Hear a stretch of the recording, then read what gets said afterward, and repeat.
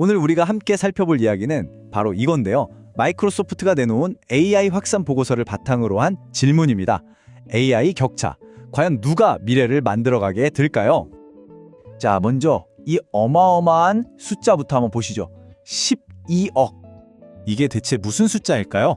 바로 불과 3년도 안 돼서 인공지능을 한 번이라도 써본 사람의 수입니다.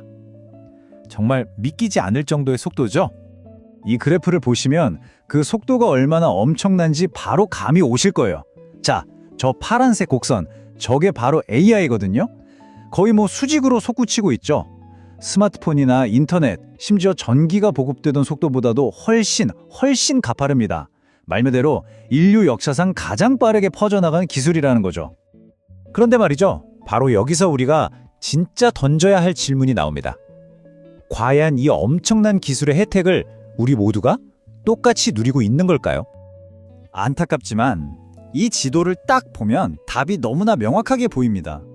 북미나 유럽처럼 짙은 파란색으로 칠해진 곳들, 이른바 글로벌 노스라고 하죠. 그리고 아프리카나 남아시아처럼 노란색으로 보이는 글로벌 사우스. 이 둘의 차이가 정말 극명해요. 선진국의 AI 사용자 비율이 개발도상국보다 거의 2배나 높습니다. 그러니까 누군가는 이미 저만치 달려가고 있는데 다른 누군가는 아직 출발선에도 제대로 서지 못한 거죠. 아니 도대체 왜 이런 격차가 생기는 걸까요? 그 근본적인 원인을 한번 파헤쳐보죠. AI 시대로 들어가기 위해 꼭 필요한 5가지 조건, 일종의 빌딩 블록 같은 것들을 지금부터 살펴보겠습니다. 와, 이 피라미드를 보면 정말 모든 게 한눈에 그리고 좀 냉정하게 다가옵니다. 보세요. 전 세계 인구 81억 명에서 시작하잖아요. 근데 한 칸 한 칸 내려올 때마다 수십억 명씩 그냥 뚝뚝 떨어져 나갑니다. 그리고 최종적으로 남는 AI 사용자는 고작 12억 명뿐이라는 거예요. 자, 그럼 대체 어떤 장벽들이 이 사람들을 걸러내는지 하나씩 짚어보죠. 첫 번째 장벽은요, 사실 너무 당연해서 우리가 깜빡하기 쉬운 바로 전기입니다. 근데 놀랍게도 전 세계적으로 7억 5천만 명이 넘는 사람들이 아직도 안정적인 전기 공급 없이 살아가고 있어요. 지도를 보시면 저기 붉은색 이상 주황색으로 표시된 지역들 눈에 확 들어오죠. 특히 사하라 사막 이남 아프리카 지역이 전력 부족이 정말 심각합니다. 이게 바로 AI 경제로 들어가는 첫 번째 아주 거대한 벽인 셈이죠. 자, 두 번째는 데이터 센터입니다. 이건 말하자면 AI의 물리적인 뇌 같은 거예요. 우리가 AI한테 뭘 물어보면 바로바로 답이 오잖아요? 그건 이 뇌가 가까이 있어야 가능한 겁니다. 멀리 있으면 그만큼 반응이 느려질 수밖에 없거든요. 그런데 이 지도가 보여주는 현실은 정말 충격적입니다. 전 세계 데이터 센터 용량의 무려 86%가 미국하고 중국, 딱 이 두 나라에 다 몰려 있어요.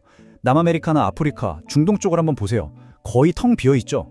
이건 그냥 좀 불균형하다 이 정도 수준이 아니라 아예 거대한 단절이라고 봐야 합니다. 세 번째 관문은 바로 인터넷입니다.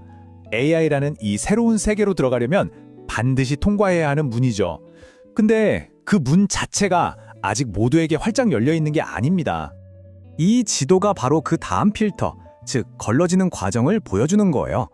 파란색 지역은 어떻게든 연결이 되어 있는데 저 넓게 펼쳐진 노란색, 주황색 지역은 수십억 명의 사람들이 여전히 문 밖에서 안에 그냥 들여다만 보고 있다는 뜻입니다. 전 세계 인구의 거의 절반이요. 정말 엄청난 숫자죠. 자, 지금까지는 인프라 얘기를 했고요. 이제 마지막 두 가지 장벽으로 넘어가 보겠습니다. 이건 좀 더 인간적인 영역인데요. 바로 기술과 언어라는 눈에 잘 보이지는 않지만 아주 강력한 장벽들입니다. 여기 이 두 이미지를 나란히 놓고 보면 정말 중요한 사실을 알 수 있어요. 먼저 왼쪽을 보면요. 온라인 세상은 영어가 그냥 압도적으로 지배하고 있습니다. 그쵸? 자, 이제 오른쪽 지도를 한번 보세요. 이건 AI가 학습할 언어 데이터가 어디에 많은지를 보여주는데 어떠세요? 왼쪽의 영업권 지도랑 거의 똑같이 생겼죠. 이건 뭘 의미하냐? 7,000개가 넘는 나머지 언어들은 AI 세상에서는 거의 존재하지 않는 투명 인간 취급을 받고 있다는 겁니다. 보고서에 이런 문장이 나옵니다. 이 모든 문제가 왜 중요한지 정말 핵심을 꿰뚫어낸 말인데요. 인공지능의 진짜 가치는 얼마나 많은 모델을 만들어내느냐가 아니라 그 혜택이 사회에 얼마나 널리 퍼지느냐로 판단될 것이다. 정말 생각해 볼 만한 말이죠. 이런 기술 격차가 한 나라의 운명을 아예 통째로 바꿔놓을 수 있다는 걸 보여주는 아주 극적인 실제 사례가 있습니다. 시간을 좀 거슬러 올라가 보죠. 1960년, 그때 대한민국과 필리핀은 1인당 소득이 거의 똑같은, 말 그대로 똑같은 출발선에 서 있었습니다. 그리고 이게 바로 그 이후의 결과입니다. 이 그래프의 두 선을 한번 보세요. 분명 같은 지점에서 출발했는데 한 선은 그야말로 하늘 높은 줄 모르고 치솟는데 다른 한 선은 거의 제자리에 머물러 있죠. 이건 그냥 선 두 개가 아니에요. 기술이라는 단 하나의 변수 때문에 완전히 다른 길을 걷게 된 두 나라의 운명을 보여주는 정말 소름 돋는 기록입니다. 그럼 뭐가 달랐을까요? 한국은 반도체 같은 전략 산업을 딱 정해서 교육과 인프라에 그야말로 모든 걸 쏟아부었죠.